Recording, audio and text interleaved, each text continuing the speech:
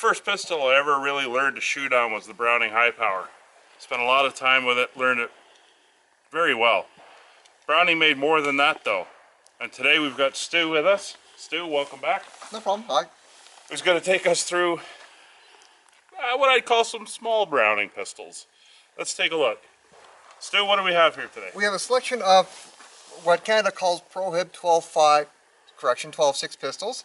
And we start here with the Baby Browning in 25 ACP.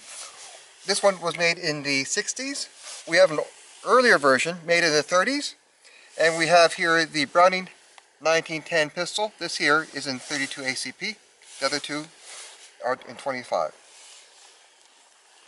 And as you can see here, this one here is moderately a small pistol. You can almost hide it with your hand closed like that. So the magazine capacity for this one? 6 if I remember correctly. Let's just find out right now.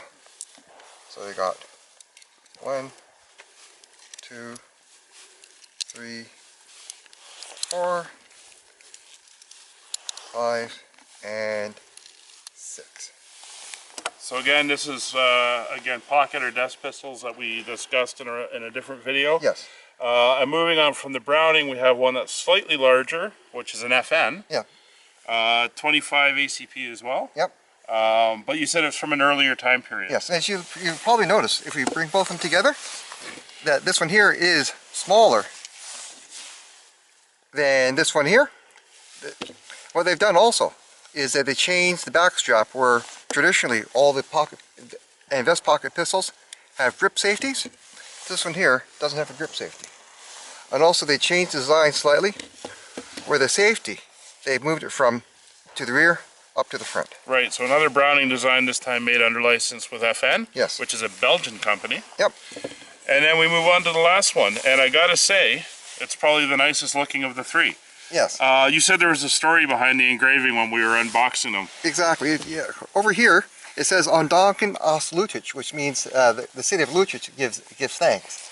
And the idea being is that after World War II, when the Americans liberated Belgium, they made a series of pistols, engraved them to give them out to the American soldiers as gifts for, in thanks for liberating Belgium. Excellent. And that's a 32 ACP, as you said. That's correct. Okay, so we're going to load up the mags and we'll see how they shoot. Sure, no problem. And while you're doing that, I'll just get this one ready. So again, in the center of the table, you can see the 3 rounds. The 25 ACP with the brass colored projectile, the 32 ACP in the middle, and your standard 9x19 Luger 9mm round on the right. So this one holds 7 rounds altogether. How many does that one hold? I believe it's 6. Okay. 6. It would be 6. Okay. All right, let's see these things go.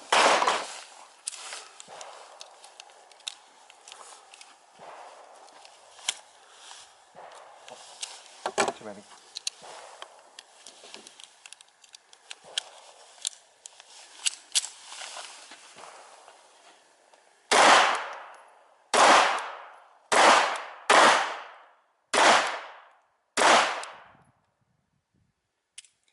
You'll notice when you fire this, if you thought the other ones were bad for sight, this one here is probably the worst.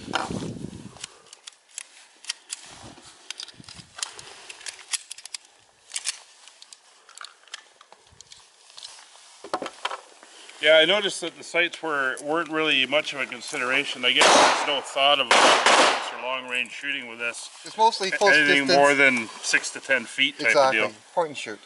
So very much the point and shoot. I had to tell you a story. Years ago when I first started into firearms, I saw a shotgun at a store. Was the one down on O'Connor in Toronto, had the V2 rocket on the roof. You're talking or about military antiques. Yeah, black powdered shotgun, double barrel, side by side, all engraved with hunting scenes. And it was selling really cheap because of the ammo, black powder. You'd have to find somebody to make black powder shotgun shells. Sure. Beautiful engravings on it, and I wish I'd bought it at the time. I think it really does add something to the firearm. Funny you should mention Military Antiques, where this is where I bought that one from as well. Oh, is it? There you go. So, let's see how this one does. I gotta say though, I'm starting to like these little pistols. They're a lot of fun, and yeah, the sights are pretty much non-existent.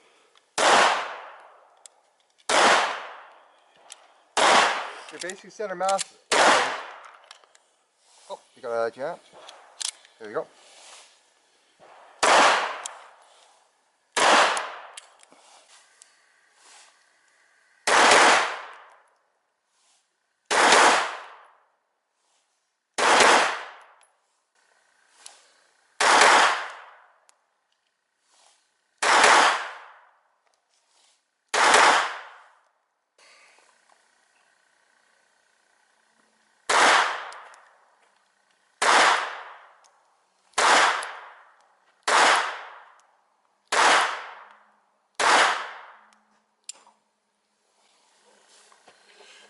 You know, given its small size, it's got a kick to it.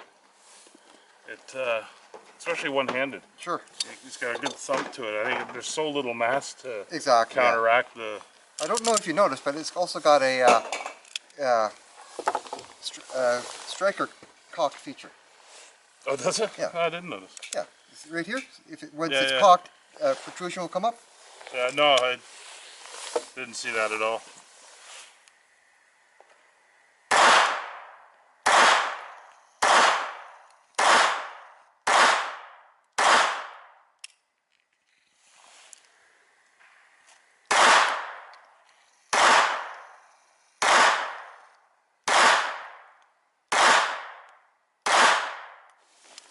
Very nice. So now we're going to get small again. Yes. This is the mid-size one of the three we have. 25 ACP. Yes. Would you like to do the honors again? Sure. So, 6 rounds. Yep. Magazine's inserted. Pull back, release.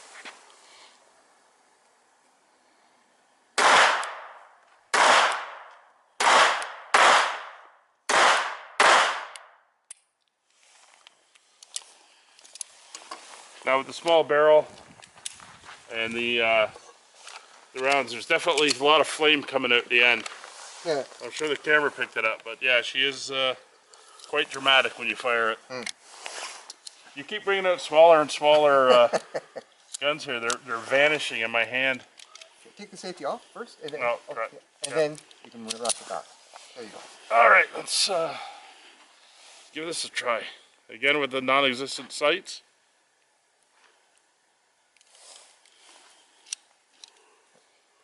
Yeah, you're good. Is the safety on? No. Grip safety. Make sure that you're squeezing right. the grip.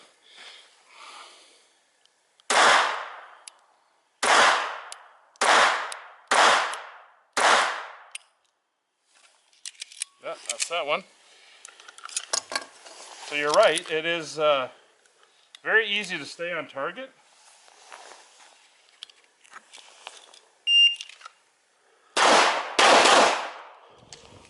It's very easy to stay on target with it, but man, is it hard to handle and manipulate. Exactly. And now you're going to make it worse for me. Exactly. And one of the things when you get smaller and smaller is when you grasp the pistol, you can see how close the slide gets to the web of your hand.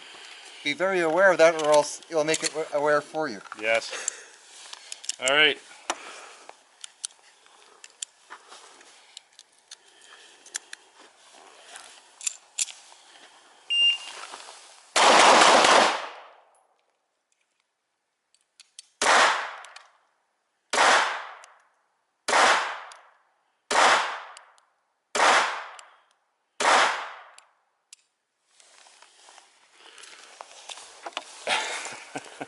Now I gotta say, I don't get nervous around guns.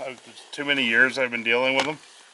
That one's making me a little nervous, and not for anything other than, I think for me it would be very easy for my hand to ride up and get a little bit of a slide bite going. Yeah. That's it. When you load this up, drop the safety, let the slide go forward, and then you can rack the slide. Right. Okay. So let's just take a look at this thing here. I mean, that's what we're looking at. You also have very big hands too. This, yes, I do. But this is going to be, I mean, trying to hold this off. Let's see what happens. Oh no, take the Oh, safety right. off. There you go. That's much easier than that one, I gotta say. All right.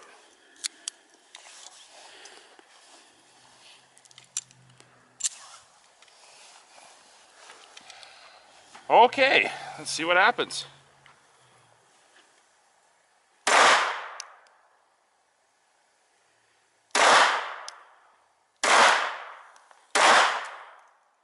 You got a jam.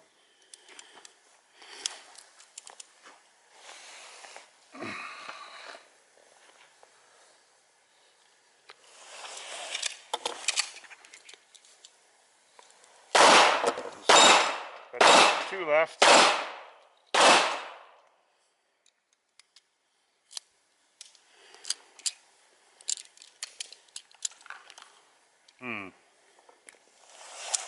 There we go.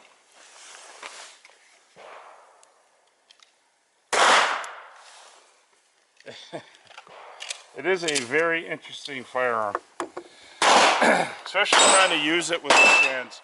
If there's somebody with smaller hands would have a better time with it. Exactly. The bigger your hands, the harder it is to manipulate. Exactly. Another interesting feature about some of these firearms is that they don't have an ejector. You have an extractor, and if you look inside here, the firing pin is longer, and so once it's fired, the slide comes out of the battery, the firing pin acts as your ejector. Interesting. I guess part of that's due to compact space and trying to fit everything into it and figuring out how they work. But again, Stu, once again, a very interesting collection of firearms. Thank you very much for bringing them out. No problem. I'm glad you had fun.